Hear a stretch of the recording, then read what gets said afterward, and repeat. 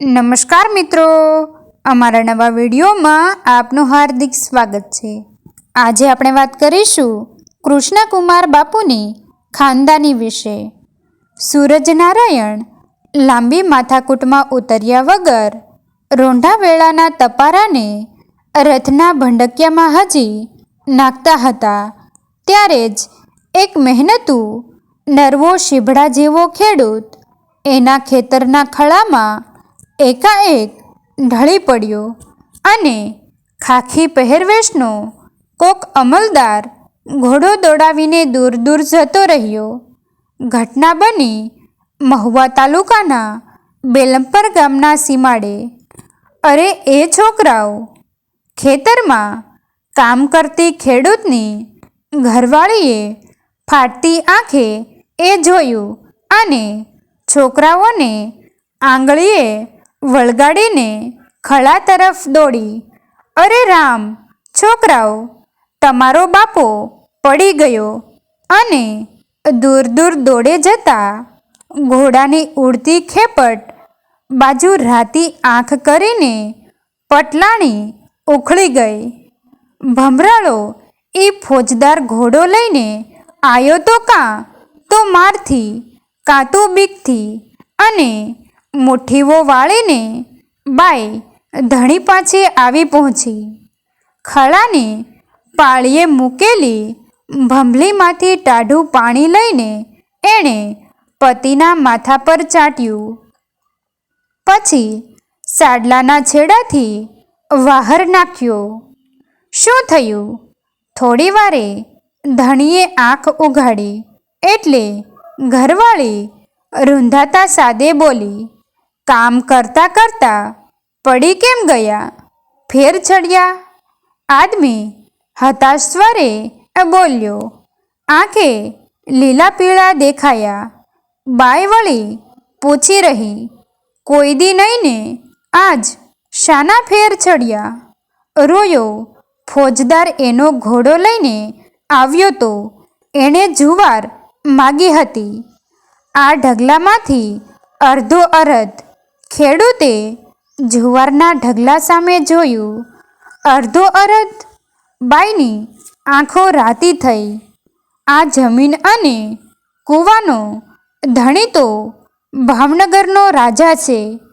ફોજદાર આવ્યો તો કોસ હાંકવા, પણ એ તો રાજના માણહ કહેવાય। ખેડૂતે થોડો શ્વાસ લીધો।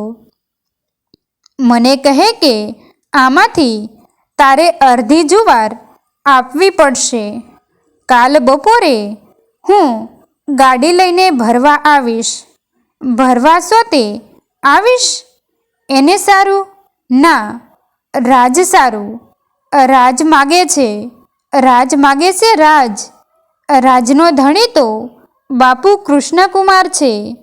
એ આપણા જેવા ગરીબ પાસેથી જુવાર માંગે? બાપુ કૃષ્ણકુમાર તો ધર્મરાજાનો અવતાર છે। આ દુકાળમાં એણે ખેડૂતો મજૂરોને ગદરવા માટે અન્નના અને નાણાંના ભંડાર ખુલ્લા મૂક્યા છે અને આપણી રાંકની જુવાર લે? ફોજદાર કહે છે। બાઈએ દાંત કચકચાવ્યા। એનું બટકું જાય। રોયાનું। બેલમપર ગામમાં આપણા એકના જ કૂવામાં પાણી હતું। ગામ આખાને પાયું અને વધ્યું એની જુવાર કરી। આખું કુટુંબ કામ કરીને તૂટી ગયું। તઈ 2 કળશી જુવાર થઈ। છોકરાની માંડ અડધા વરસની છણ થઈ છે। ઈ કાળમુખો જુવાર લેવા આવે તો ખરો? મારા જણિયા ભૂખે મરે ને એ જુવાર લઈ જાય? બાઈની 32 કણહળી। કાચે કાચો ખાઈ જાઉં એ પીટિયાને। ધીમે લ્યો, ધીમે શું કામ બોલું? ભાવનગરનો રાજા જાગતો રાજા છે। એની પાસે જઈને રાવ કરીશ એટલે આખા રાજમાં સંભળાશે અને ગોપનાથ મહાદેવ તરફ હાથ લાંબો કરીને બાઈ બોલી. ગામના મુખી કહેતા હતા કે બાપુ કૃષ્ણકુમાર ગોપનાથને બંગલે આવ્યા છે. હું અહીંયા જઈશ, બાપુને મોઢે મોઢ વાત કરીશ. તમે તો ફસકી ગયા. બાઈએ હોઠ કાઢ્યા. સાવ મારી નણંદ જેવા થઈને ઊભા રહ્યા. વાંકા બોલ્યામાં હું જ બાપુ પાસે જાઉં છું. ખેડૂત હવે ચાનકે ચડ્યો. હા જાઓ, બાપુ તો દયાળુ છે અને આપણા જેવા ખેડ મજૂરોની વાત સૌ પ્રથમ સાંભળશે જ. હમરત રાખીને ઉપડો. ભાવનગરના રાજા તો રૈયતના રખેવાળ છે. જરીકે મૂંઝાયા વગર તલે તલની વાત કરજો. આને પળ પહેલાં હરેરીને હારણ થઈ ગયેલો કૃષક અડેહાટ થઈ ગયો. ગોપનાથના દરિયા ઉપર ઊભું ઊભું મોજણું વિચારતું હતું કે ક્યાં થઈને હવે ઘર ભેગા થવું. ઉષા તો હમણાં આવશે. બરાબર એ વેળાએ બંગલાની કેડી ઉપર ઊંચા ગજાનો ગોરા ઉજળા રૂઆબદાર ચહેરાનો એક આદમી વહેલી પ્રભાતે ફરવા નીકળ્યો છે.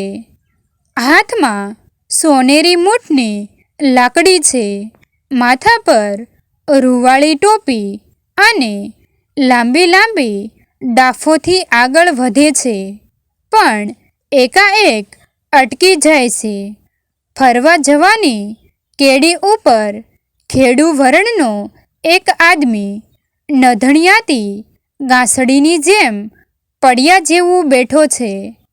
ભળકડે ફરવા નીકળેલ આદમીના ચરણ રોકાઈ ગયા અને પેલાને ટપાર્યો.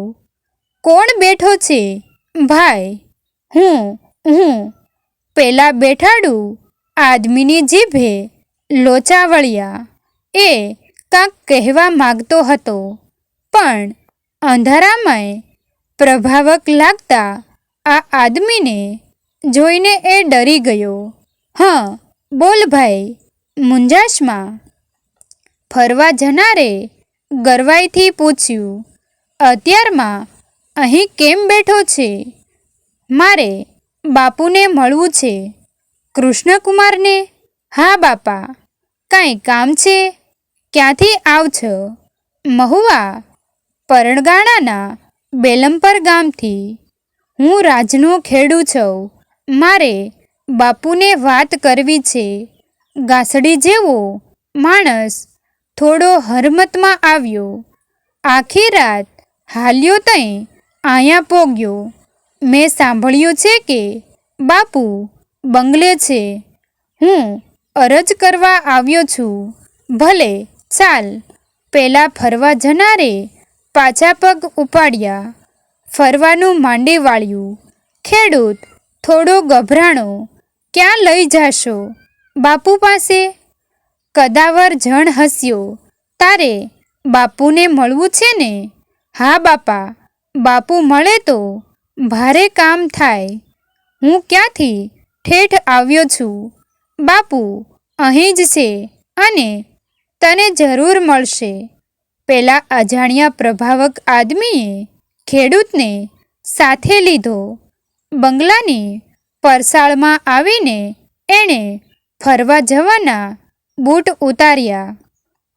પછી બંગલાની અંદર જતાં જતાં કહ્યું, તું બેસજે હો, બાપુ તને મળવા આવશે. જાગ્યા હશે? હાસ તો બાપુ જાગતા જ રહે છે. બેલમપરના ખેડૂતને હૈયે ટાઢક વળી. બેલમપરથી અહીં લગી પગ તોડ્યાએ પરમાણ થયું. હૈયે ભાવ ઉભરાયો. ઓહો, કેવા એના માણસો!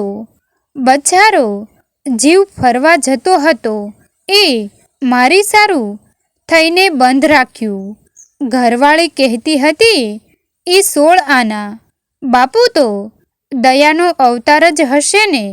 નીકર રાજના આ માણસ નથી મારી હારીએ કાંઈ ઓળખાણ પાળખાણ, છતાં મને સાથે લીધો, માનથી અહીં બેહાડ્યો. બોલ ભાઈ, ખેડૂતની વિચારમાળા તૂટી. જોયું તો ફરવા જનાર આદમી માથા પર સાફો મૂકીને સામે આવીને ખુરશી પર બેઠો.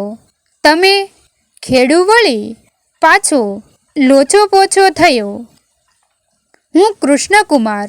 બોલ ભાઈ, શું વાત છે? બાપુ, ફોજદાર અને કૃષક એકાએક ધ્રુજવા માંડ્યો. હોઠ કોરા થઈ ગયા, કાપવા માંડ્યા. જો ભાઈ, કોઈ પણ જાતની બીક રાખ્યા વગર વાત કર.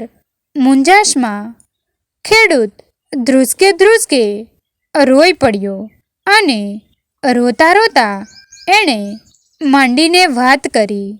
રાજવીનો ચહેરો તપેલા ત્રાંબા જેવો લાલ થયો અને વીર થઈને મહુવા તરફ મંડાયો. ટેબલ પરની ઘંટડી વગાડી. બંગલામાંથી સેક્રેટરી હાજર થયો. કોરો કાગળ અને કલમ મંગાવ્યા અને પોતાના હાથે જ ફોજદારને દેખત કાગળે છૂટો કરાવવાનો હુકમ લખ્યો. સહી કરી, રાજની મહોર લગાવી અને સેક્રેટરીને આદેશ આપ્યો, આ ખેડૂતને આપણી ગાડીમાં બેસાડીને એની સાથે એના ગામ જાઓ, વાતને ચકાસો અને પછી તુરત અમલ કરો. જી, આને જુઓ, આમની વાડીએ જાજો. ફોજદાર જુવાર લેવા આવશે જ. કદાચ વહેલા આવે તો રાહ જોશો. એને નોકરીમાંથી ફારેગ કર્યાનો આ હુકમ આપજો. રાજનો ઘોડો અને બેજ બકલ લઈ લેજો.